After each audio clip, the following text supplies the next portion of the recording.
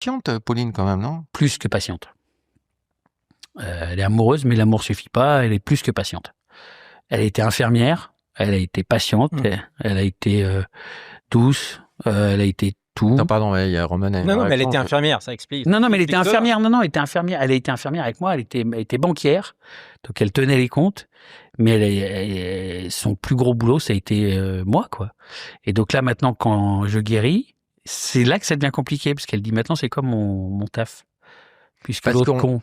On t'a découvert un début de cirrhose. Ouais. Et j'ai une bonne nouvelle, c'est qu'en fait, j'ai été F4 et je suis passé F2. Ah, t'as moins de place? Il y a 2 chambres en moins. Mon foie guérit. Ah, ton foie est guéri. Il guérit. C'est-à-dire que c'est réversible. D'accord. Ouais, ce qui est une putain de bonne nouvelle, je l'ai su il y a...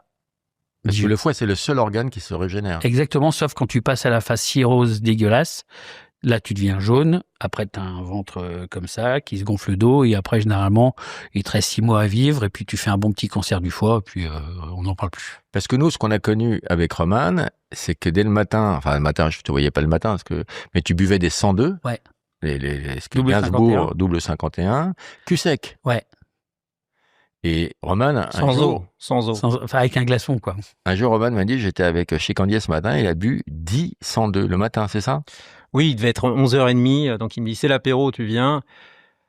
10 102 d'affilée. Mais là, on est d'accord pour dire que c'est du suicide. Ouais.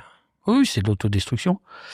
C'est de l'autodestruction. En fait, ce que j'ai découvert par la suite, c'est que j'avais 25 ans d'errance médicale non traitée et qu'en fait, je suis ce qu'on appelle bipolaire. Bon, c'est comme ça, il y en a plein. Je suis pas tout seul sur le marché.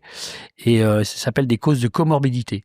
Et donc, quand la souffrance est trop forte, moi, mon cerveau, comme il ne connaissait que l'alcool comme anxiolytique, il se dirigeait vers l'alcool.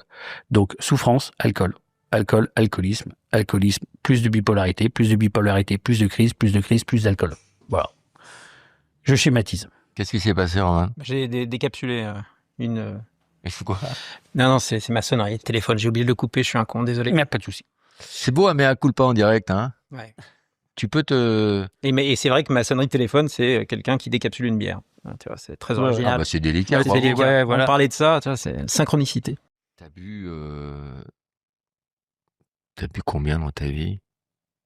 Humainement, c'est pas possible de boire tout ce que t'as bu. J'en sais rien. Une fois, j'avais calculé que en une journée, j'étais arrivé à boire l'équivalent de 6 bouteilles de vin, 2 bouteilles de whisky et certainement 4-5 litres de bière. C'est peu pour un alcoolique? C'est